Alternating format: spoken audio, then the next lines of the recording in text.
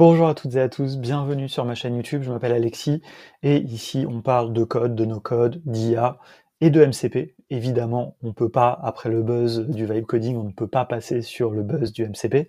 J'ai fait un petit article sur LinkedIn pour en parler, voilà, parce que je trouve que voilà, on a un peu tout et n'importe quoi, et c'est vrai que moi, en tant que techos, voilà, un peu nerd, en plus moi j'adore les protocoles, j'ai étudié ça à la fac et tout, et ben ça me rend triste un petit peu quand on en parle mal. Donc, du coup, je me suis dit que j'allais faire une petite vidéo pour essayer d'expliquer. Il y a eu plein de vidéos là-dessus, plein de vidéos très pragmatiques, je vous en recommanderai une d'ailleurs.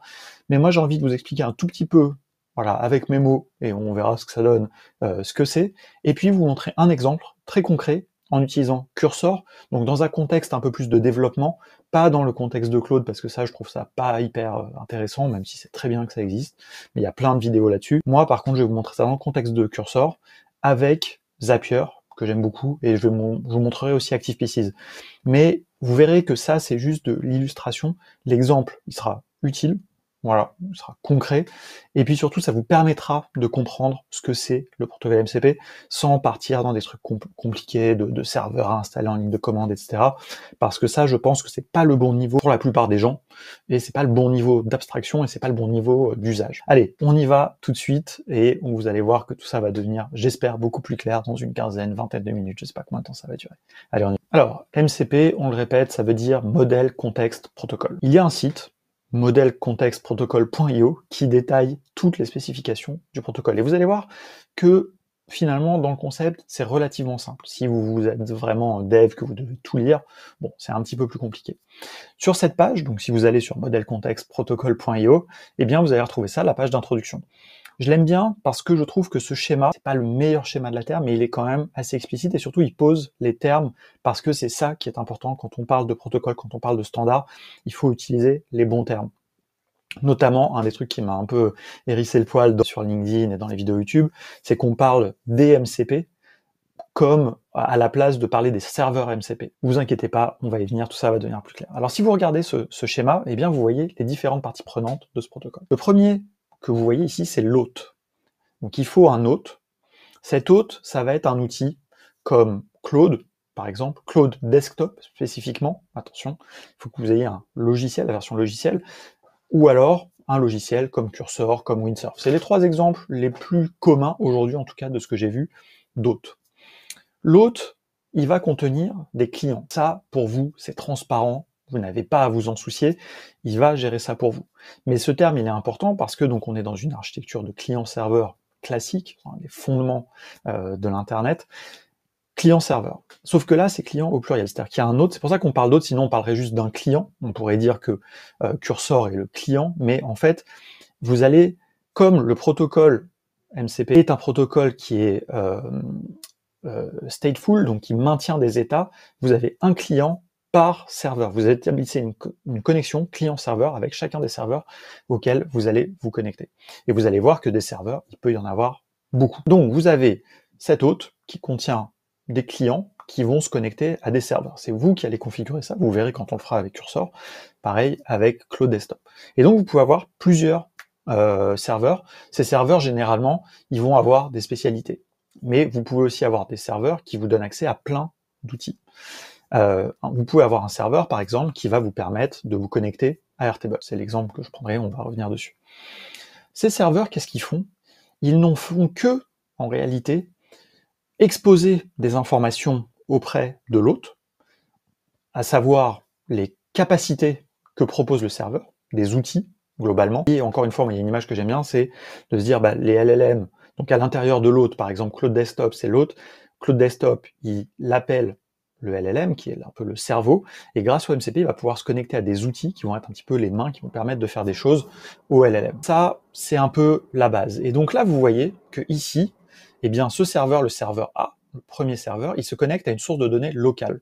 Vous pouvez avoir un serveur MCP qui tourne en local sur votre ordinateur, d'ailleurs ça va être très souvent le cas, mais c'est pas l'unique cas, et ce serveur il peut faire le pont, parce que c'est ça que font principalement les serveurs MCP, ils font le pont avec des sources de données, ou avec des outils, mais tout ça, ça va exposer, on va dire, des ressources, et donc ça va faire le pont, parce que vos sources de données, admettons, pour un exemple très simple, sur votre ordi vous avez des fichiers, je sais pas, des fichiers texte, des fichiers CSV, Et ben pour un LLM, pour accéder à ça et comprendre ce que c'est et ce que ça peut permettre de faire, il faut un intermédiaire, ça va être le serveur MCP. Donc vous voyez, là, il vous donne deux exemples de serveurs qui peuvent être des sources de données différentes. La source A, ça peut être des fichiers CSV qui sont dans un dossier. La source B, ça peut être une base SQL que vous hébergez qui tourne sur votre serveur. Ça va être un serveur, enfin sur votre ordinateur. Et donc, ça va être un serveur différent qui va faire la connexion parce que ça va être un serveur qui va devoir savoir communiquer avec une base SQL. Celui-là doit savoir communiquer avec des fichiers CSV et expliquer ce que il est possible de faire avec ces sources de données à l'autre à travers le protocole. Et vous pouvez avoir, et ça c'est le cas le plus intéressant, le serveur C, lui se connecte à une source, un service, ça peut être une source de données externe, mais ça peut être aussi des services qui sont externes à travers des API web, et ça c'est vraiment le cas le plus classique. Typiquement, si je veux me connecter cursor à Airtable, eh bien j'ai besoin d'un serveur qui va parler à Airtable, Airtable étant pas sur mon ordinateur, mais sur un serveur distant. Par contre, Airtable expose une API, et donc le serveur spécifique MCP Airtable, eh bien, il va savoir parler avec cette API et expliquer à quoi ça correspond au LLM dans un langage qu'il comprend, qui est le protocole MCP. C'est à ça que sert le protocole. Voilà, donc j'espère que c'est clair. N'hésitez pas à lire cette page. Voilà, moi j'avais envie de vous l'expliquer comme ça. Si c'est pas clair, vous pouvez mettre des questions, peut-être des gens m'expliquent mieux que moi. En général, ce qui est bien de toute façon, quand dans ce genre de choses, si vraiment vous avez envie de comprendre, écoutez la manière dont moi j'ai expliqué, puis allez voir quelqu'un d'autre, et si vous en écoutez 2-3, normalement au bout d'un moment ça va faire tilt. Après, sachez aussi un truc, c'est ce que j'explique dans mon article, vous n'êtes pas du tout obligé de savoir ça, mais si vous regardez cette vidéo, vous êtes un petit peu, voilà, pas juste débutant, mais vous avez envie d'aller un peu plus loin, et donc c'est ça qu'on va faire. Allez, on va aller dans notre exemple. L'exemple que j'ai choisi, c'est un exemple assez simple. On va utiliser curseur comme hôte, et on va lui donner la capacité de se connecter à une base Airtable très spécifique dans laquelle il y a des user stories, c'est-à-dire des fonctionnalités à développer dans un projet de développement. Cursor est un outil de développement assisté par IA. On va le connecter à un endroit où il y a ce qu'il faut développer. C'est un exemple pédagogique. On pourrait imaginer que vous fassiez des copier-coller de ce qu'il doit faire, mais vous allez voir, ça peut être intéressant. Si jamais vous étiez intéressé d'utiliser plutôt Claude Desktop comme hôte, parce que vous voulez donner des capacités à Claude, permettre à Claude de se connecter à votre agenda, Claude de se connecter à Airtable, de se connecter à Internet. Il y a une vidéo que j'ai trouvée assez intéressante, qui n'est pas très pointue techniquement, mais qui est très intéressante d'un point de vue pratique, pragmatique. C'est la vidéo d'Exploria que vous voyez là. Je vous mettrai le lien dans les ressources. Franchement, j'ai trouvé très correct, et surtout, si vous suivez ce qu'il vous dit, alors il utilise des choses un petit peu compliquées, on le voit là sur l'écran par exemple, il utilise des serveurs qu'il installe, c'est un petit peu, la vidéo est un peu méta, donc parce qu'il installe un serveur qui permet d'installer d'autres serveurs, mais si c'est pas pour la technique, ça, sa vidéo, c'est pour le côté pratique, c'est vraiment, si vous faites comme lui, vous pourrez augmenter les compétences de Claude. Moi personnellement, j'en vois pas trop l'intérêt, mais c'est pas du tout un jugement, j'en ai juste pas l'usage. Si je l'en avais, ça serait intéressant. Petite chose que je dois préciser aussi, Claude Desktop n'existe pas sur Linux malheureusement. Donc voilà. Moi, je reste dans mon contexte qui m'intéresse sur cette chaîne, tout ce qui est développement assisté par IA, choses un petit peu techniques, repousser les limites du no-code avec des outils comme Cursor, etc. Donc c'est pour ça qu'on va dans Cursor. Comme je l'expliquais, on va connecter Cursor à Airtable. Pour faire ça, vous allez le voir, je vais le faire, hein, mais d'abord je vous explique un peu le principe en quelques mots. Pour faire ça, on va utiliser le protocole MCP. Tout d'abord, je vous montre un peu quand même à quoi ressemble la base de données. Elle est très simple, c'est une base de données de user stories que vous voyez ici. Alors pour l'anecdote, ces user stories, je les ai créées avec Claude, en lui donnant le contexte. Ça, vous pouvez le retrouver dans une autre vidéo que j'ai fait. La petite fiche va s'afficher si j'oublie pas de la mettre. Donc ça, c'est une petite technique de développement, mais là, c'est pas le sujet. Mais donc, je l'ai fait rédiger tous ces user stories, je les ai exportés, je les ai importés dans Airtable. Donc là, vous voyez, par exemple, le titre, configuration, structure du HTML, etc. Et là, j'ai vraiment toute la description. Et j'ai même ici le prompt que l'outil de génération de code doit appliquer. Donc on va connecter Cursor à ça. Comment faire? Il y a une première option qui me plaît pas trop, qui serait un petit peu à la manière de ce que faisait justement dans Henri, je crois qu'il s'appelle dans Exploria. Eh bien ici, un serveur, Airtable MCP Server, que vous installez localement, voilà, et puis qui va faire le pont, vous devez un peu configurer, etc. C'est un peu compliqué. Moi, ce que je préfère faire, c'est utiliser Zapier. Zapier MCP, Zapier, c'est un outil d'automatisation que tout le monde connaît. Zapier, surtout, a la capacité depuis fort longtemps de se connecter à Airtable, et donc Zapier, déjà depuis bien longtemps, il a accès à travers l'API d'Airtable, donc vous voyez la notion de serveur, il a accès à mes bases Airtable. Pour faire ça, comment ça marche? Eh bien, tout simplement, ici, je vais aller dans les actions de Zapier et je vais configurer une action. Cette action, elle sera ensuite exposée à travers le serveur MCP, j'y viendrai, mais elle permettra à Cursor de savoir qu'il a désormais accès à ma base Airtable. Comment je fais ça? Ben, c'est très simple, je clique sur Add New Action. Ici, je choisis l'action. Airtable, c'est un peu comme je ferais une automatisation, hein. Ici, c'est une fonction Find Record. Alors je peux lui faire Find Many Records aussi, mais je vais lui faire Find Record plutôt pour que ça il aille chercher une user story spécifique. Et donc là, qu'est-ce que je vais lui préciser? Je pourrais lui dire laisse l'IA, donc le LLM, savoir quoi mettre dans les champs de configuration. Mais moi, je vais faire un truc plus précis. Je vais lui spécifier pour pas qu'il s'embrouille. Et donc maintenant, ici, dans les bases, eh bien, je vais retrouver ma base développement, tout simplement, puisque je vais donner accès. Tout ça se fait à travers les API d'Airtable, mais vous n'avez rien à savoir, c'est juste usage de Zapier. La table, je vais lui dire aussi la table. De toute façon, il n'y en a qu'une, comme ça, j'évite les erreurs. User Stories. Et voilà, on pourrait s'arrêter là. Il va trouver par lui-même, mais je pourrais aussi lui dire par comment aller chercher, par le champ qui va s'appeler, si je reprends ma table ici, ID, comme ça je lui dirai va chercher la user story numéro 1 et il prendra les informations. Donc le field ID et la search value, eh bien ça on va dire, ça c'est très important ici, have AI guessed value for this field. Et donc là c'est lui qui va comprendre par rapport à ce que je leur ai tapé, vous allez comprendre. Use default, là on va laisser ça. Alors, on pourrait mettre spécifique, ouais, on va laisser search formula, on n'a pas besoin. Voilà, il va mettre la bonne valeur, il va le trouver et ça devrait aller. Hop, on fait enable action et voilà, ici vous avez une action qui va pouvoir être exposée à travers le serveur MCP de Zapier. Vous voyez, elle est bien allumée, je pourrais en avoir d'autres.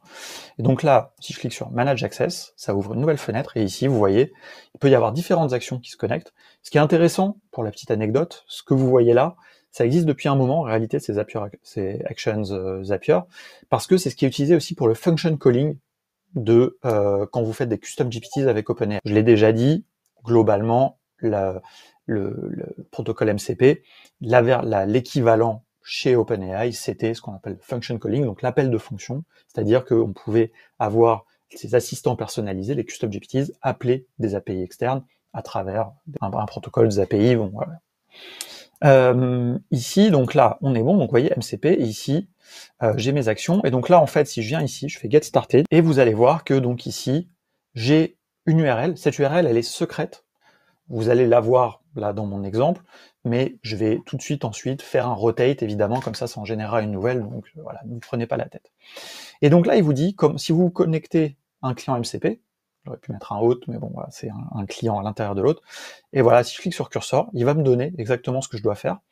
Il me dit ce que je dois faire, donc là, je vois, je fais copie, ici, il va me copier normalement avec la bonne URL, et donc maintenant, je vais ouvrir cursor. Ici, dans cursor, alors j'ai pas besoin d'ouvrir un projet ou quoi que ce soit, je vais aller dans les settings.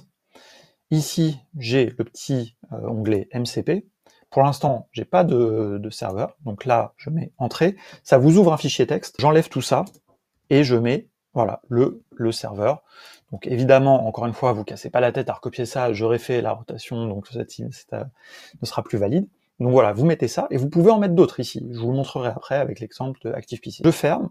Et donc là, vous voyez qu'il est bien enabled, et il a des tools ici qui sont exposés, Airtable Find Record, et puis Edit Action, Add Actions, ça c'est pour, à travers le LLM, pouvoir potentiellement ajouter des actions. Mais nous, on va se concentrer sur le Airtable Find Record. Une fois qu'on a fait ça, eh bien, on va venir tout simplement ouvrir l'agent, et maintenant, donc attention, déjà première précision, c'est vraiment quand on est en mode agent, dans Ask, ça marche pas, il n'y a pas de connexion au MCP, donc c'est vraiment l'agent, puisque c'est cette notion de donner des outils à un agent. Et donc je vais lui dire tout simplement, je veux que tu ailles dans Airtable, chercher le contenu de l'enregistrement dont le champ vaut 1. Voilà, tout simplement, je dis ça comme ça, et il va trouver. Hop, je mets entrée, ça je peux fermer parce que c'est plus vraiment le sujet. Et donc là, vous allez voir que va apparaître notre fameux MCP. Il va comprendre qu'il doit appeler le MCP tool Airtable Find Record, c'est le nom du MCP. On peut choisir dans Zapier le nom, j'ai laissé le nom de base. Et donc là, eh bien, il va venir faire une search criteria numéro égale 1. Vous le voyez, il met pas le run tool parce que ça c'est par principe de sécurité, il peut y avoir des serveurs malveillants, c'est à vous de cliquer pour qu'il fasse vraiment l'appel. Je clique dessus, et là, le MCP, à travers le protocole, le client fait la demande à l'outil, enfin au serveur, et le serveur appelle l'API. Donc le serveur ici, c'est Zapier qui joue ce rôle-là, il se connecte à travers ces choses habituelles, et donc vous voyez qu'il m'a bien récupéré les informations, et là j'ai toutes les informations, et donc je peux lui dire maintenant, exécute le prompt de cette user story pour démarrer notre projet. Et vous allez voir que donc il va pouvoir utiliser le texte. Et donc là on part vraiment en mode cursor, on part en mode vibe coding, c'est parti. Vous voyez donc le prompt détaille la création d'une structure HTML de site Bento, pour un site personnel d'Alexis Kovalenko, expert en IA. Et donc là, c'est parti, il est en train de me créer mon fichier HTML, etc. Et donc là, vous voyez, on est vraiment dans le cursor, il me crée les fichiers, il me crée un site en mode bento, je vois, il y a du HTML, ma dernière vidéo, etc., les services, les choses qu'on me propose. C'est un des intérêts. Il peut y avoir plein de choses, mais je voulais juste illustrer un petit peu l'intérêt. Maintenant, j'ai une dernière chose que j'ai envie de vous partager, c'est que Zapier n'est pas le seul à vous proposer dans les outils d'automatisation cette connexion au MCP. D'autres le font, moi je me concentre là sur ceux qui sont, je trouve, le plus accessibles. Et donc il y a un autre outil que j'aime beaucoup qui s'appelle ActivePieces. Et donc ici vous découvrez un outil qui s'appelle ActivePieces, que j'aime beaucoup, qui est un outil d'automatisation, qui est quelque part entre Zapier, Make et N8N, très honnêtement, vraiment, ils ont essayé de prendre un peu le meilleur de tous les mondes, mais ce que j'aime beaucoup surtout, c'est que c'est un outil qui est open source, que vous pouvez héberger, et surtout qui est un outil vraiment open source, c'est une vraie licence open source, contrairement à N8N, c'est quand même pas exactement une licence open source, mais on va pas rentrer dans ce débat-là. Donc là, si je viens dans ActivePieces, je me login, je vous montre très rapidement, on va pas aller jusqu'au bout de l'exemple, mais leur parti pris est intéressant parce qu'il est un petit peu différent de celui de Zapier. Ils ont aussi proposé le MCP, ici vous le voyez, c'est en bêta, vous cliquez dessus, et là, vous allez retrouver vos outils. Donc moi, non, j'utilise pas beaucoup ActivePieces, malgré que j'aime beaucoup ce projet. Et donc là, vous avez des outils. Donc j'ai fait une connexion Airtable, j'ai juste fait la connexion. J'ai même pas besoin de faire la configuration que on a fait avec Zapier. C'est une logique un peu différente, c'est une logique beaucoup plus large. Là, vous avez fait la connexion Airtable. Vous avez ici le serveur URL. Il vous donne les instructions. Et donc là, vous voyez, je vais copier. Alors je copie pas tout, parce qu'il faut que je copie juste un bout. Et je vais retourner dans le cursor, qui entre-temps a fini de nous faire notre site web, mais voilà, donc je ferme, voilà, il nous a fait tout un site et tout, donc vous voyez, hein, vraiment tout ça à partir d'une seule user story, que j'ai même pas eu à taper, j'ai juste connecté. Donc là, je pourrais lui dire, vas-y, va chercher la user story numéro 2, et on continue comme ça. Dans un cadre de travail d'équipe, ça peut être très bien. Très honnêtement, on pourrait faire un copier-coller aussi, voilà, mais c'est encore une fois un exemple pédagogique. Allez, on va ici, préférences, cursor settings. Là, je viens dans mon MCP, là je ferme celui-là. Là, vous voyez, j'ai mon serveur Zapier. Hop, dans ma configuration, c'est un objet JSON. J'espère que vous êtes à l'aise avec le JSON. Je mets ActivePieces. Pareil, cette clé, ne la copiez pas, je vais faire une rotation. Je fais Save, je ferme, et là, il est en train de se connecter, vous voyez. Ça met un petit peu plus de temps, les serveurs d'ActivePieces sont un peu plus lents, mais vous voyez, là c'est un petit peu différent, il lui donnait beaucoup plus de tools, la création d'enregistrement, Find Record, Update Record, toutes les possibilités que vous avez. Donc vous voyez, c'est un peu différent, moi j'aime bien mieux la manière de Zapier parce que c'est plus fin, vous avez plus de contrôle, vous faites des choses un peu spécifiques, mais là, vous voyez, je pourrais, à travers ActivePieces, alors il peut y avoir des conflits, donc là, attention, on va pas faire mettre des MCP qui font la même chose, mais donc si je lui dis, utilise à travers ActivePieces, connecte-toi à Airtable et créer un enregistrement, il faudrait lui mettre des noms très différents. Là, vous voyez le Airtable Find Record et Airtable ici Find Record, ça va faire un conflit. Ça, c'est évident.